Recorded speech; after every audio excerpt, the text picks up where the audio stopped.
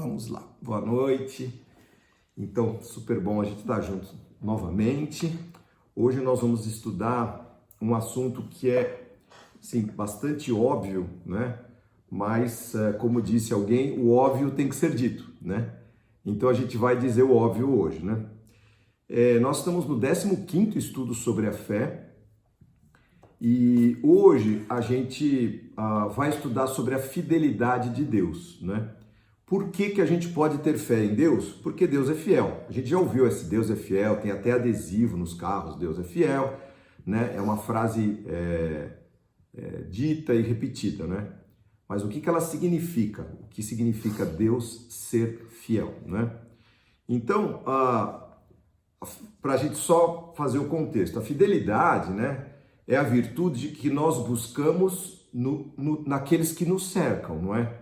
Naqueles que se relacionam com a gente de alguma maneira, que tem relações em negócios ou pessoais conosco, colaboradores, associados, sócios. A gente espera que estas pessoas tenham um mínimo de fidelidade ao que foi escrito e até as nossas pessoas, não é? Mais do que isso, a gente busca uma fidelidade nos amigos, chegados e no cônjuge, não é? Então, a fidelidade, ela passa a ser um item muito importante numa relação, não é? Por quê? Porque já que existe uma relação, um contrato do sócio ou até uma forma formal ou tácita de relacionamento, a gente entende que a outra parte deva corresponder, não é? Isso aí é meio óbvio, mas é assim que funciona, né? O sim do matrimônio, ele deve falar bastante, ele deve falar muito, né? Então, definindo fidelidade, né? As definições de dicionário são as melhores, né? O que é fidelidade? É a qualidade daquele que é fiel. Ok, então é isso, né? Explica bastante. É aquilo em que há zelo ou cuidado por algo ou alguém. Lealdade, aí começa a falar um pouquinho mais pra gente, né? É a ação de cumprir as obrigações e os compromissos que foram assumidos com alguém ou, né, com uma outra pessoa. Nós estamos falando que Deus é fiel, então Deus tem essa ação, não só palavras, de cumprir as obrigações, entre aspas, né? Mas aquilo que ele prometeu, os compromissos, os pactos. Alguém disse que Deus é um Deus de pactos, não é? Que foram assumidos para conosco. Nós fomos inseridos nestes pactos sem merecimento, meio que de graça, e a palavra graça aí é com letra maiúscula, por graça mesmo, através da graça. Nós não teríamos chance de estarmos incluídos, mas uma vez incluídos, Deus cumpre aquilo que ele prometeu. Aquilo que está escrito na palavra dele, ele diz que vai se cumprir. Ele disse: passarão céus e terra, mas a minha palavra não passará, né? Não cairá um tio e uma vírgula da lei, ele diz lá, não é? Então, fiel, falando daquele que é fiel, é aquele que guarda a fidelidade, é o contrário, que cumpre a sua palavra, cumpre os seus contratos. Ele é leal, fiel a promessas. Não trai a pessoa com quem se relaciona. Exemplo, um cônjuge fiel. Possui fé que acredita em algo ou alguém. Demonstra constância, é constante e perseverante. É um amigo fiel. Então, essa é a definição de dicionário, certo? E Deus, ele se encaixa. Por quê? Porque a fidelidade tem mais a ver com o céu do que com a terra. Mais a ver com Deus do que com os seres humanos, né? Isso, quantos podem dizer sobre essas relações que a gente tem? Às vezes numa sociedade, quantas pessoas você conhece e fala: nossa, outro dia mesmo, recentemente eu vi, eu tinha um sócio aí, não sei o que aconteceu aí. É complicado, não é? Mesmo no casamento, né? Que muitas vezes a gente espera do nosso cônjuge aquela fidelidade que às vezes a gente só encontra em Deus. Tem isso também, né? Às vezes a gente espera a fidelidade de Deus para conosco e nós damos a fidelidade, de partido político, dos políticos. Eu quis dar um exemplo assim, da pior relação de fidelidade, por isso que eu dei esse exemplo, né? Então, às vezes a gente cobra muito fidelidade e entrega pouco. Semana passada ou retrasada eu contei um fato que teve a ver com isso, né?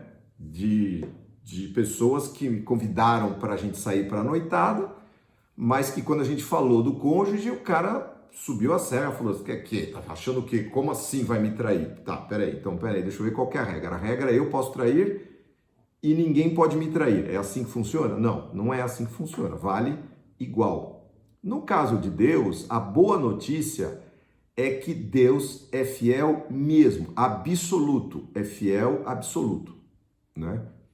Então, se há alguém que a gente pode confiar é em Deus, é em Jesus Cristo. Esta relação, ela não tem senões. Pode ser que eu não entenda situações que estejam acontecendo hoje.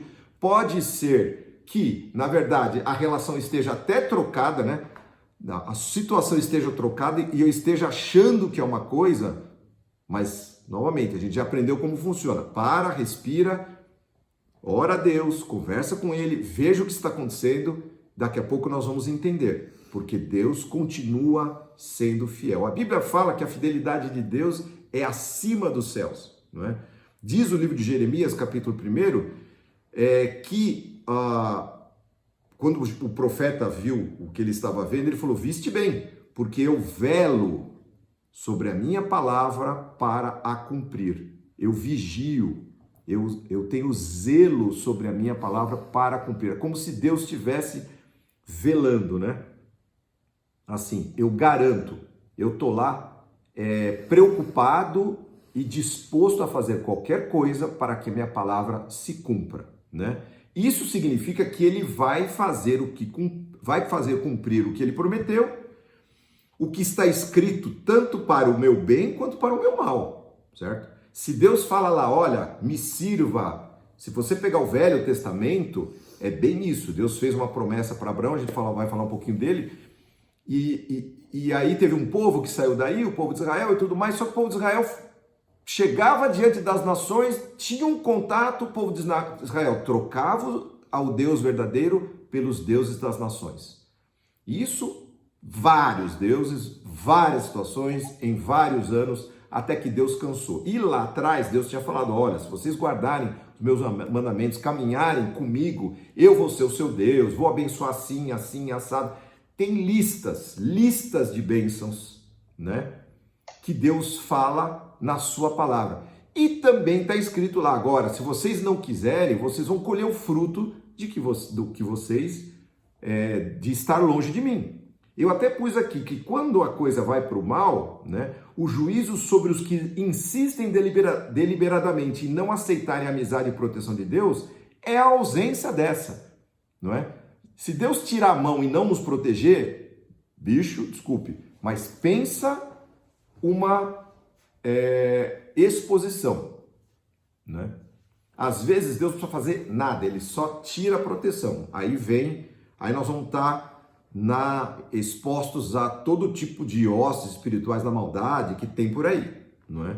Então nós precisamos sim da proteção de Deus, do comando de Deus, da orientação de Deus, da direção de Deus, do cuidado de Deus, do favor de Deus. A gente precisa de Deus, nós precisamos de Jesus, não é? Agora, quando o outro lado funciona, essa conexão com a divindade viva e verdadeira, que é a pessoa de Jesus Cristo, todos os benefícios dessa relação vêm sobre nós. O que eu estou perguntando para vocês e para mim essa noite é, você acredita nisso? Se você acredita nisso, você está crendo na fidelidade de Deus. Que Ele vai cumprir o que prometeu, não é? Então, se eu estou do lado de Deus, eu estou pertinho dele, eu tenho certeza que ele vai fazer vir sobre mim tudo que está escrito, né? Então, vamos lá. Falando do Abraão, que é o nosso pai da fé. Quando ele saiu da casa dele, da família dele, do lugar que ele morava, da parentela, e foi para um lugar sem saber para onde ia, que Deus foi levando, não é? Ele declarou com este ato de que ele acreditava que Deus estava no comando da vida dele, que Deus era fiel e ia cuidar dele. Então ele foi fiel ao chamado que Deus fez para ele. Qual foi a retribuição que Deus deu para ele? Lá pela frente, mais uns anos depois, Deus fez um pacto com Abraão, prometendo abençoá-lo e a todas as suas gerações, dar-lhe um filho na sua velhice e deste fazer a sua descendência como as estrelas do céu e como a areia do mar. Pense Deus te fazendo uma promessa como essa. Coisa mais linda. Você vai ver os filhos dos seus filhos e você vai dormir em paz quando você partir, não é? Sabendo que Deus fez uma promessa que vai durar por toda a eternidade, não é? E Deus cumpriu.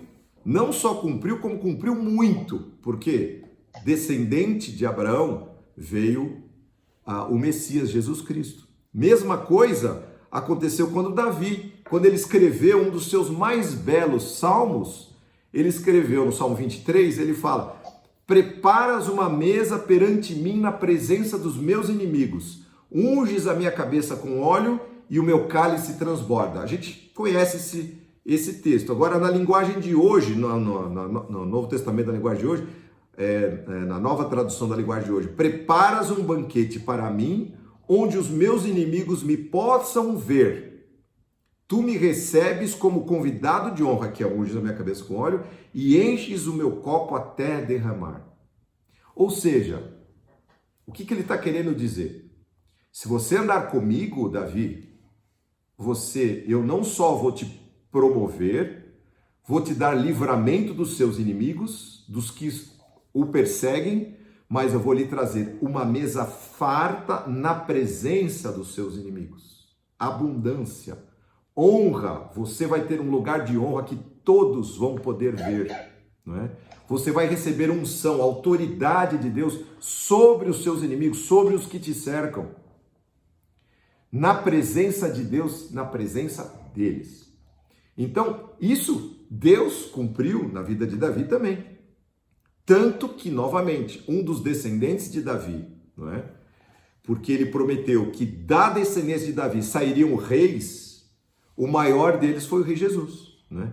Veio a bênção fiel de Deus sobre o seu servo Davi. Sabe por quê? Porque Davi andou com Deus. Davi creu que Deus era fiel para cumprir. Se você leu 2 Samuel capítulo 7, quando Deus promete isso para ele, no finalzinho ele fala: Deus, quem sou eu? Quem é a minha família? De onde eu vim? E isso é comum dentre os homens, você fazer uma promessa desse tamanho, prometer não só para agora, mas para futuras gerações. Existe um Deus assim? Mas Deus faz vir isso sobre mim, eu recebo, eu aceito, eu acredito, eu quero. E assim Deus fez vir sobre Davi, não é? Tem um versículo muito legalzinho que está lá em Isaías 64, versículo 4, que a Sidoquinha vai ler. Porque desde o começo do mundo, nenhum ouvido ouviu e nenhum olho viu um Deus semelhante a ti, que trabalha em favor dos que nele esperam. Desde a antiguidade, diz uma outra tradução, nunca se ouviu, nem com os ouvidos se percebeu, nem com os olhos se viu um Deus além deste Deus que a gente serve, que trabalhe para aquele que nele espera.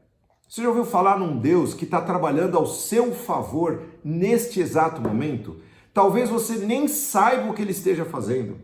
Talvez você nem saiba o que ele esteja tramando. Você talvez nem saiba do que ele está te protegendo. Mas esse Deus, ele promete isso na palavra dele em Isaías. E eu creio nessa palavra. E essa é a fé que Deus quer extrair do nosso coração. A fé na fidelidade de Deus, no Deus fiel, que tudo pode e que está preparando coisas que a gente nem sequer imagina para o nosso bem, porque ele é bom, não é?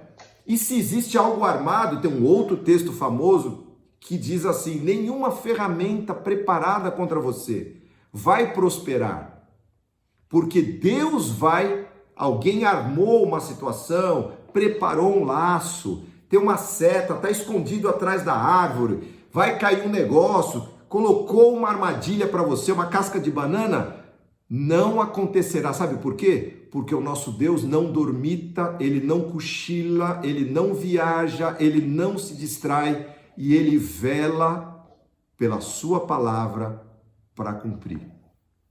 Então, esta fé que eu gostaria muito que Deus colocasse nos nossos corações hoje. E aí, quando você acordasse de manhã, você não só agradecesse pela saúde ou pela vida, que são coisas maravilhosas que Deus nos dá, né? A vida e a saúde. Mas agradecesse também pela fidelidade de Deus, porque Deus, a Bíblia diz que as misericórdias de Deus se renovam todas as manhãs. Então, Deus, pela sua fidelidade, Ele me fez acordar, Ele tem um dia preparado para mim, com situações que eu vou viver, Ele vai cuidar de mim no caminho, vai cuidar de mim no trânsito, vai cuidar de mim no metrô, vai cuidar de mim na relação que eu vou ter, nos negócios que eu vou fazer, não é? E eu estava aqui escrevendo um negocinho muito simplório, deixa eu ver onde eu escrevi aqui. A fé na fidelidade de Deus faz com que os passarinhos durmam em paz, despreocupadamente, e acordem cantando, porque eles têm a certeza que amanhã Deus vai prover a comidinha para eles. Por que eu estou falando isso? Porque Jesus falou, olha os pássaros, eles não estão trabalhando, não estão ajuntando, e o Pai do céu os alimenta. Não valei, né? Não valei vós, certo isso? Não valem vocês mais do que muitos pássaros, disse Jesus no Sermão da Montanha, né? Então, o passarinho, ele tem uma confiança na fidelidade de Deus que ele dorme em paz. Sabe aquela ansiedade que eu tenho, que eu deveria estar descansando que nem o passarinho? Eu não tenho isso aí. Então eu quero ter essa fé de dizer, peraí, amanhã é um novo dia, Deus vai cuidar. Deus é fiel. Ele é fiel hoje, foi fiel pela eternidade e vai ser eternamente. Ele não acorda de mau humor, ele não tem TPM, ele não brigou com a vizinha, ele não está lá, esqueceu porque está preocupado com os assuntos celestiais. Ele está com os olhos postos sobre aqueles que o temem e o amam. Está escrito na palavra de Deus. Então, essa confiança, que é como a confiança da criança que confia no pai, né? Que dorme no colinho da mãe porque sabe que está protegida. É a fé que Jesus falou. Nós temos que ter fé como crianças para a gente poder entrar no reino de Deus, né? Então, a fé no Deus criador, provedor, cuidador, mantenedor de todas as coisas, que Ele prometeu que irá cuidar de cada um de nós, é a tônica da oração do Pai Nosso. Não é? É o pão de cada dia nos dá hoje. Por quê? Porque teu é o reino, teu é o poder, tua é a glória. O Senhor vai prover, nada nos faltará. O Senhor é o meu pastor e nada me faltará. Eu creio nisso? Se não, eu vou orar hoje, nós vamos pedir para Deus, Senhor, coloca esta fé, essa centelha de fé, para eu crer em Ti como Deus bom, provedor e fiel, que nunca falha, né? Sidoquinha tem mais um textinho para ler para a gente, bonito aqui. Aqueles que aceitam meus mandamentos e lhes obedecem são os que me amam. E porque me amam, serão amados por meu Pai. E eu também os amarei e me revelarei a cada um deles. Promessa de Jesus em João capítulo 14, versículo 21. Aqueles que aceitam meus mandamentos e lhes obedecem são os que me amam. Você quer provar que ama a Deus?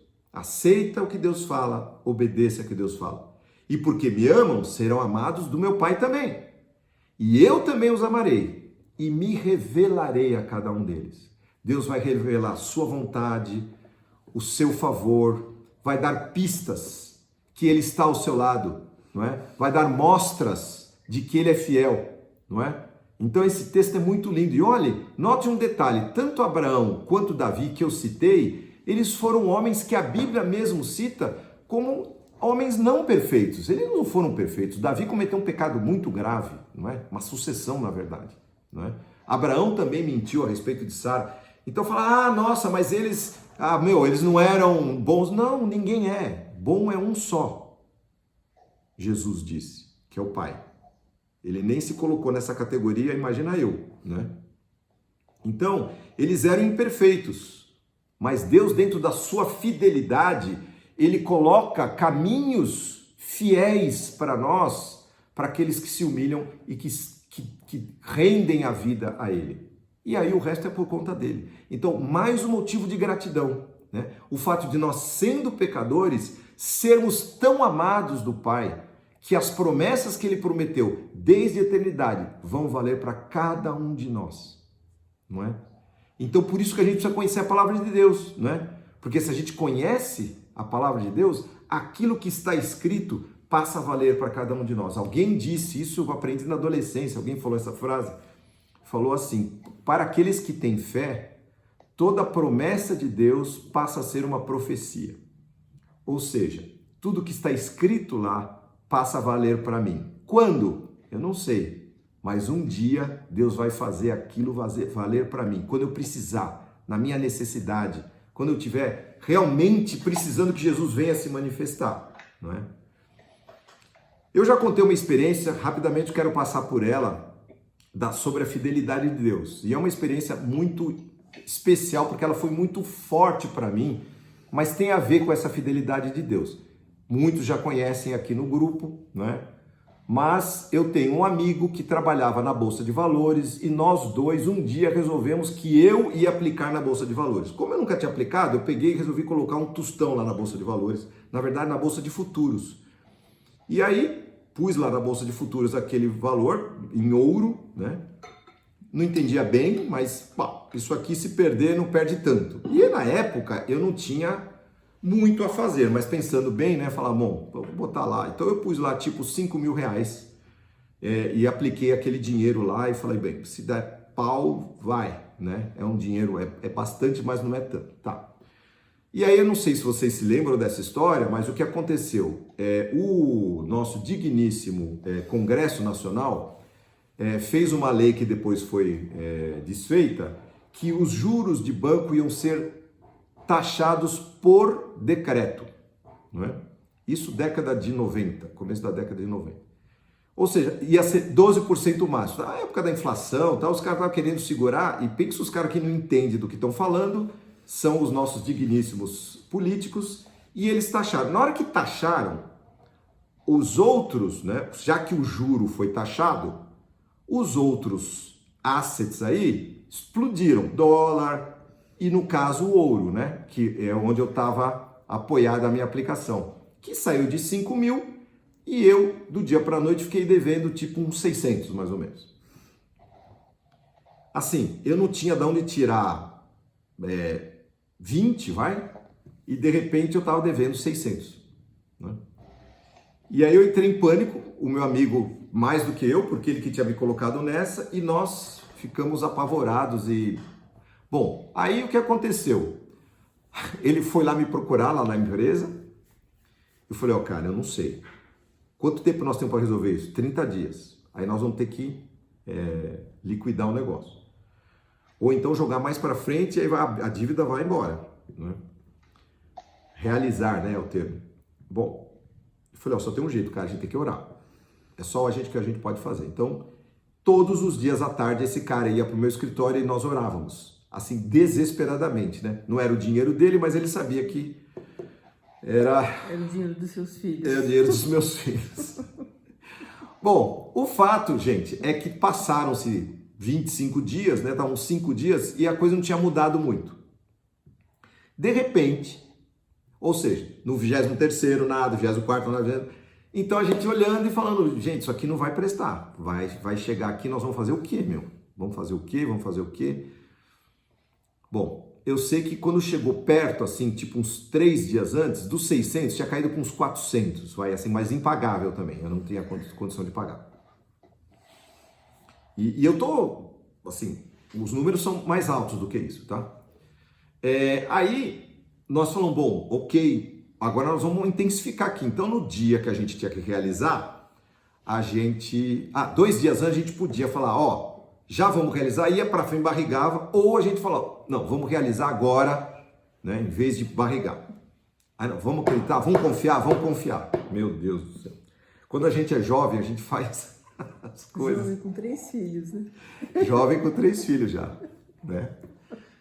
Ai, Jesus. Bem bebezinhos ainda. Aí, Sidoca lembra bem disso. Aí a gente pegou e começou assim, no dia mesmo da realização, a gente se encontrou tipo 7 da manhã e falou, bom, agora vamos esperar. O cara podia ligar da mesa a qualquer horário, tipo 8 da manhã, 9, 10, sei lá, que horas que abria a mesa, acho que é às 9. Bom, aí o que aconteceu, gente do céu? Vocês podem não acreditar.